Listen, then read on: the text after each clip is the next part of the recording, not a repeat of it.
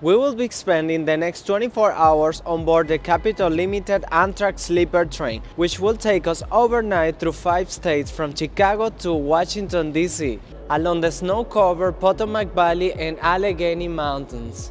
This famous route combines impressive geological formations, man-made wonders, and rich American history. Holders of private room tickets have access to the Amtrak Lounge. Since we booked a roomette, we took full advantage of the lounge's amenities, which came very handy because our departure was delayed. The lounge in Union Station is much larger than the one we experienced the day before in New York. However, we preferred the spread in the New York lounge over the snacks in the Chicago lounge. After hours and hours and hours of waiting, we boarded the Capital Limited en route to DC. This is only the second time John and I have ridden on a sleeper train. The first time was just yesterday on board the Longshore Limited from New York to Chicago. We loved that experience and look forward to seeing the sights on this route when the sun comes up tomorrow morning. In just a few minutes, the train left Chicago, a city that we first laid eyes on just 10 hours ago. We saw beautiful, sometimes unusual buildings and had our first Chicago-style deep dish pizza from the actual place it was born, Uno Pizzeria. Now, on the train, that pizza was but a distant memory. We were starving. So our train left Chicago 4 hours late, and we were a bit afraid that we weren't going to get dinner because it's up to the conductor to decide if the diner card remains open or not. Luckily, it's open. While I ate the kofta kebab and John the beef burgundy, the train moved further away from Chicago and closer to South Bend, Indiana, our first stop. The Capital Limited will make 14 stops throughout 5 states: Indiana, Ohio, Pennsylvania, Maryland, and West Virginia, before reaching its final destination in the District of Columbia. We were super tired, so we called it a night. Our roomette was on the top floor, and Cliff, our car attendant, had already turned down the room. I took the bottom bed and John the top bunk because he didn't mind not having a window. After saying our good nights, it took us just a few minutes to drift off. We woke up 3 states away in Pittsburgh, Pennsylvania. Good morning from Pennsylvania. I slept great. Ari did not sleep that good last night because this train, the Superliner, it's quite tall and we are on the 2nd floor and it's a little bit unstable, so he felt like he needed to make an effort to not fall on the floor. But I slept great. That's usually the case. Right now we are still a little bit tired because last night we had to leave the station so late because the train was 4 hours late. But I'm kind of hungry. I need my coffee, so we're going to change and go to have breakfast.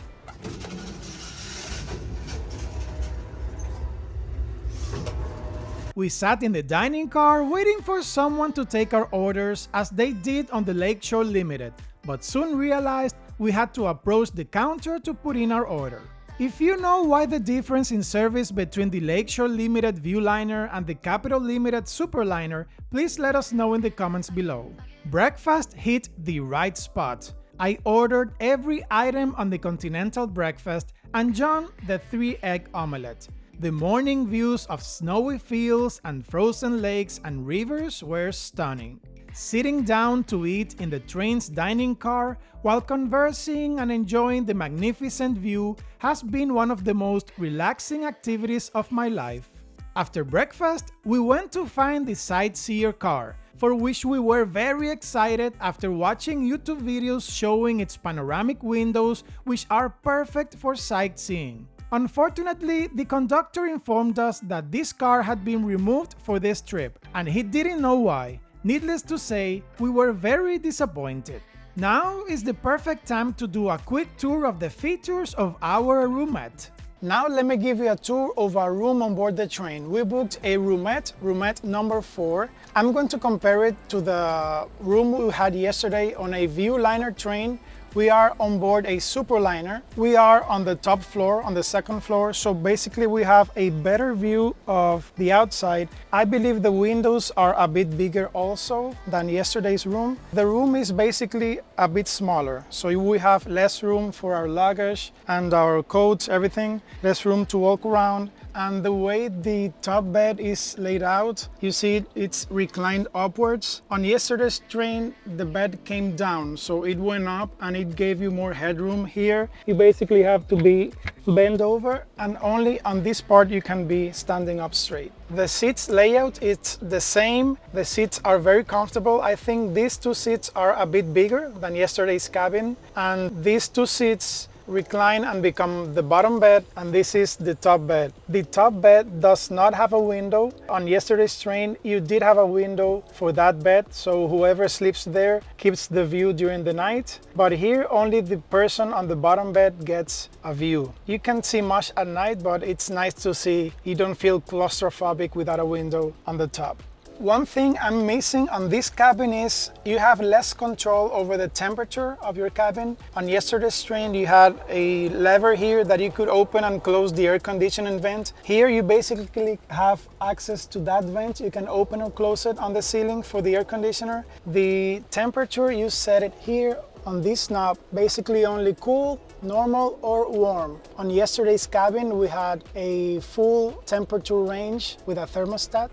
In this room we have much less storage space. As you can see, our bags are piled up here. At night we had to put them on the floor because we were afraid they were going to tumble over, and we basically had no floor space to stand up. We were basically tied to our beds at night. We have a little closet. It's thin, nothing much fits in there, but we have our coats there, and at least that's out of the way. Here on the Viewliner's cabin or room we had a toilet and a sink. We are not missing that here because we believe that that setting of the toilet in your room was a bit weird and we didn't feel comfortable using it. Basically, we used another cabin that someone gave us permission to use as a bathroom, and the one in other than a room. Here you have the bathroom. On each car there's a bathroom. Here we have a bathroom upstairs and 3 bathrooms downstairs, plus a shower and a dresser. I'll say it again, since we are on the second floor of the car, the views are amazing, much better than being on the first floor. And we do feel lucky that the train was 4 hours late last night, because many of the views we're seeing would have been at night and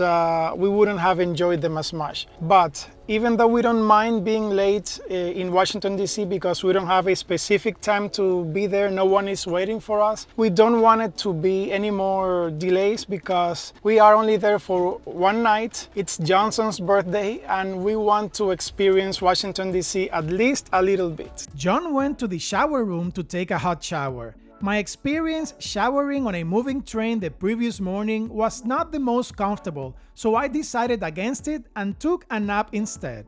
We were supposed to have arrived in DC by 1 p.m., but since the train was late, they offered us lunch, which we weren't supposed to have on board. It was a nice touch since we were already in Maryland, about an hour from the final stop. While we appreciated the offer, I was not looking forward to a third kofta kebab in as many days. Luckily, they gave me a vegan burger that wasn't on the menu. After lunch, the Capital Limited finally reached its destination, the nation's capital. We have arrived at our destination, but you can enjoy another journey on a sleeper train from New York to Chicago.